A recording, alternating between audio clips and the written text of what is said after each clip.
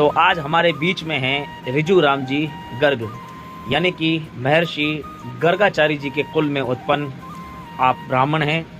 आप देख रहे हैं आपके हाथ में पंचांग है और 12 भावों का कुंडली का जो भाव है उसके बारे में भी बताएंगे। वैसे ज्योतिषाचार्य का अगर नाम आता है तो ब्रह्मा जी ने ज्योतिष शास्त्र की रचना के बाद में नारद जी के हाथ में पकड़ाया और नारद जी ने महर्षि गर्गाचार्य जी के हाथ में अपना ज्योतिष शास्त्र दिया।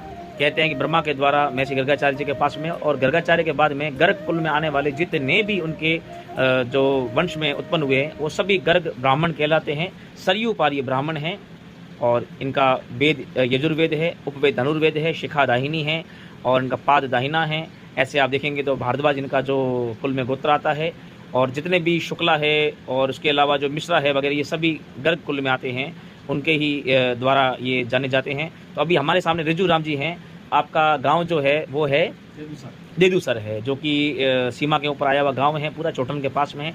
अभी हमें बताएंगे कि जो प्राचीन काल से हमारे ऋषियों के द्वारा एक परंपरा चली आ रही है पंचांग को देखने की, यानी कि दिशाओं का ज्ञान और उसके साथ में काल गणना का ज्ञान, और उसके अलावा देखा जाए तो ये जो अंतरिक्ष और धरती और अंतरिक्ष का ज्ञान और उनके अंदर रहने वाले ग्रहों का ज्ञान जो जानते हैं, उसके प्रकार आप विद्वान हैं।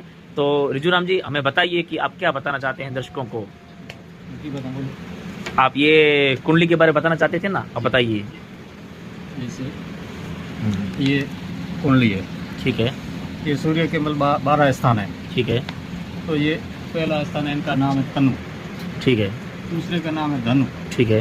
तीसरे का नाम है सहज, ठीक है। चौथे का नाम है सुख, तनु धनु सहज सुख, और 5वां पुत्र, छठा रिपु, 7वां जाया, 8वां मृत्यु, 9वां धर्म और 10वां कर्म, और 11वां आय और 12वां व्यय। ओके, ठीक है। अब मुझे ये बताइए कि किसी कुंडली में अगर कोई विशेष भाव आ जाता है, ठीक है ना, जैसे कि किसी कुंडली में अगर काल सर्प दोष है तो कैसे पता चलता है काल सर्प दोष है? 12 भावों में राहु और केतु के बीच में 7 ग्रह आ जाती है तो काल सर्प योग लागू होता है। कैसे? जैसे कि मान लो 12 भाव में राहु हो और 6 भाव में केतु हो, और बाकी सारे ग्रह 6, 7, 8, 9, 10, 11 स्थानों में हो तो काल सर्प योग बनता है।